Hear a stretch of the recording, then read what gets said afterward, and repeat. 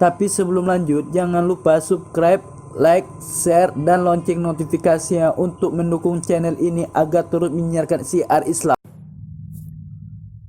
Jika ada yang bertanya siapa keluarga paling kaya di dunia, nama keluarga Rothschild mungkin terlintas di pikiran banyak orang. Keluarga keturunan Yahudi Jerman itu memiliki kekayaan hingga 500 miliar dari dinasti perbankan yang dibangun dan dikelola bersama secara turun-menurun. Dinasti perbankan Rothschild dibangun pria kelahiran Frankfurt, Jerman, Mayer Amschel Bauer. Setelah ayah meninggal, tak hanya melanjutkan bisnis keluarga, Bauer juga mengganti namanya menjadi Mayer Amschel Rothschild. Dari generasi ke generasi, keturunan Rothschild dipercaya sebagai keluarga yang paling kaya sepanjang sejarah kehidupan manusia. Setelah berjuang selama dari 230 tahun, keluarga Rothschild akhirnya berhasil memiliki hampir semua bank sentral di dunia. Hanya 3 negara di mana bank sentral tidak menerima tambahan modal dari dinasti Rothschild, yaitu Iran, Kuba, dan Korea Utara.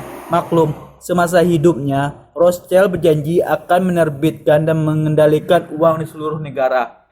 Sementara itu, guna melestarikan harta dan kekayaan Rothschild, mengatur garis keturunannya sendiri dengan tegas, di mana anak cucunya harus menikah dengan saudaranya sendiri.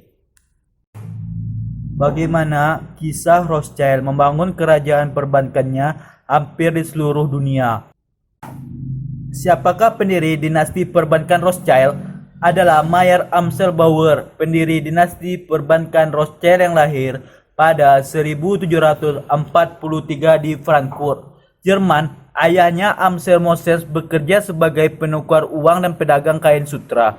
Ayahnya juga bekerja sebagai pemberi kredit dan pemilik rumah pembukuan. Namun, Moses bukanlah pria kaya. Meski telah bekerja dengan keras dan Pangeran William dari Hesse menjadi pelanggannya. Usai kematian sang ayah, ia memutuskan untuk meneruskan bisnis keluarganya. Mayer Amschel Bauer juga mengubah namanya menjadi Mayer Amschel Rothschild. Saat itu dia kembali ke Frankfurt setelah sebelumnya dia bermukim di Hannover, Jerman, untuk bekerja di sebuah bank. Rothschild menerima banyak pelajaran tentang sistem meminjamkan uang dari ayahnya. Pria yang sempat magang di sebuah bank itu belajar dengan sangat cepat tentang proses keuangan dan transaksi. Saat mulai berbisnis, dia pun dekat dengan pelanggan sang ayah, Prince William, yang merupakan pimpinan terpandang di negaranya. Penjualan koin langka dan barang antik pada pangeran dan masyarakat lainnya berubah menjadi basis kekayaan Rothschild. Pada 1769, Rothschild diangkat menjadi agen pengadilan yang tak hanya menyediakan berbagai peluang bisnis tapi juga membuatnya jadi kaya raya. Usai menikah, Rothschild jadi makin kaya. Pada 1770, Rothschild menikahi Gotthilde Schaefer dan menerima banyak harta dari ayah mertuanya. Dari pernikahannya, pasangan Rothschild itu dianugerahi 5 anak perempuan dan 5 anak laki-laki. Rothschild pun memutar jalur bisnisnya dari penjualan barang antik ke bidang perbankan. Pada 1785, dia mulai menyediakan dana pinjaman pada para pelanggan. Kedekatannya dengan Pangeran William membuatnya sadar bahwa meminjamkan uang ke pemerintahan jauh lebih menguntungkan daripada ke masyarakat biasa. Dengan begitu, dia bisa meraup keuntungan jauh lebih besar dan pinjamannya pun dilindungi pajak negara. Ia lalu mulai menyediakan layanan perbankan untuk Pangeran William yang menjadi pewaris tahta. Rothschild mulai aktif dalam bisnis perbankan. Pada 1790, Rothschild melontarkan ungkapan mengejutkan yang kemudian benar dibuktikannya.